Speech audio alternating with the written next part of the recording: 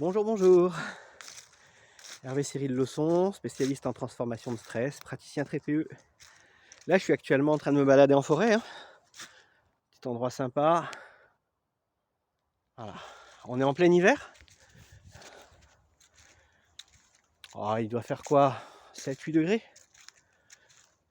Je trouve qu'il fait bon. Je vous ai fait une vidéo il n'y a pas longtemps sur les perceptions et les erreurs qu'on peut avoir là-dessus. C'est le temps idéal, je pense, pour vous parler de ça. Puisque nos perceptions nous mentent, comment savoir qu'il fait froid ou qu'il fait chaud? Quel sujet! Prenez une personne qui habite dans les îles, qui est habituée à une moyenne de 29-30 degrés toute l'année, et amenez-la où j'habite, en Moselle. En été, elle aura chaud, mais en hiver, elle va être congelée. Prenez une personne comme moi, et c'est quelque chose que j'ai vécu. Quand j'étais ado, je suis parti en plein hiver à Majorque avec l'école. Ici, ça gelait, il faisait froid. À Majorque, en plein mois de février, je voyais les gens se promener avec des bonnets, des moufles, des cache-nez. Il faisait 18 degrés.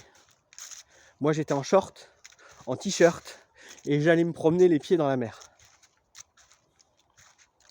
Et à l'époque, j'étais frileux. C'est déjà une histoire de perception et d'habitude, parce qu'on a habitué notre corps à un certain nombre de choses et qu'on a enregistré que le temps, la température, ça voulait dire ça et ça nous faisait ça. Peu de temps après cet épisode, j'ai commencé le yoga. Eh bien, j'avais souvent froid. J'avais facilement froid. Je ne supportais ni le froid ni le chaud. Et on pratiquait parfois dans des salles peu chauffées, voire pas chauffées du tout en hiver. Couché sur le sol, à faire des exercices et des relaxations de 20 minutes sans bouger.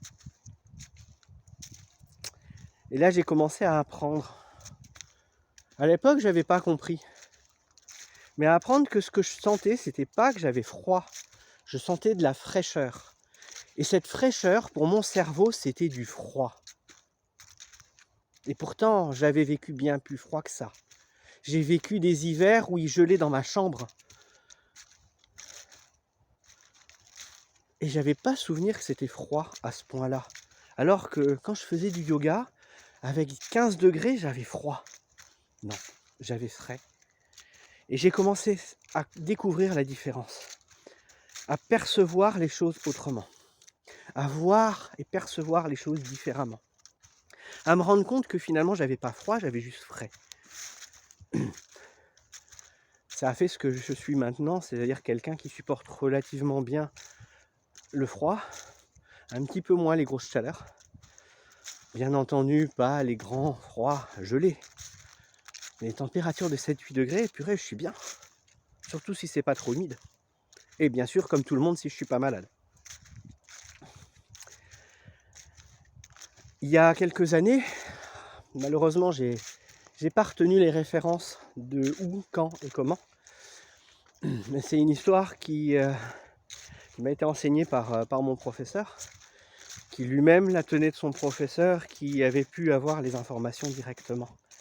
Il y a quelques années, je disais, il y a eu quelqu'un, un frigoriste, qui est mort de froid. Cet individu s'est retrouvé enfermé par accident en début de week-end dans une chambre froide. Spécialiste dans ce domaine, il savait que personne ne reviendrait, il savait qu'il allait mourir, il connaissait très bien le processus et il savait qu'il ne s'en sortirait pas.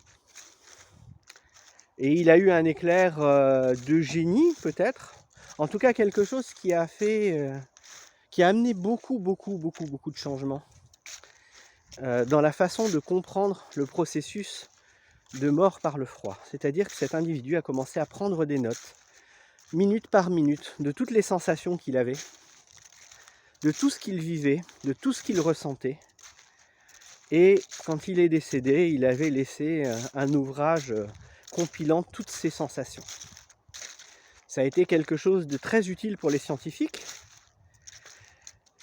et qui a permis d'avoir une bonne compréhension, même au niveau psychologique, des effets du froid.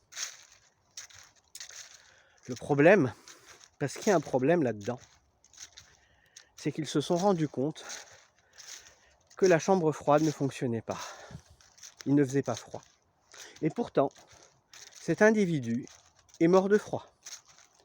Il est mort de froid parce qu'il était persuadé, parce que ses perceptions lui disaient qu'il faisait froid, et parce que son inconscient était sûr à 100% qu'il allait mourir. Alors il est mort. C'est grave quand même.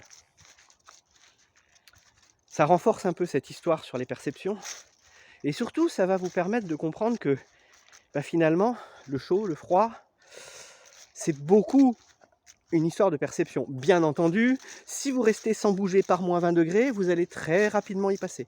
Bien entendu, si vous allez attraper un fer rouge, un tison bien rouge, vous allez vous brûler. On est d'accord là-dessus. Je ne remets pas ça en question, il y a des lois de la physique, hein, mais il y a aussi des lois du mental, du fonctionnement de l'esprit. Notre esprit a un pouvoir incroyable. D'ailleurs, quand j'étais jeune adulte, j'ai lu un livre qui s'appelait La force de l'esprit, écrit par une espèce de mentaliste. Très intéressant. Si vous le trouvez, je vous le conseille. Tout ça pour vous dire que, voilà, notre esprit a une force, une puissance, une capacité au-delà de ce qu'on peut imaginer et de ce qu'on peut accepter.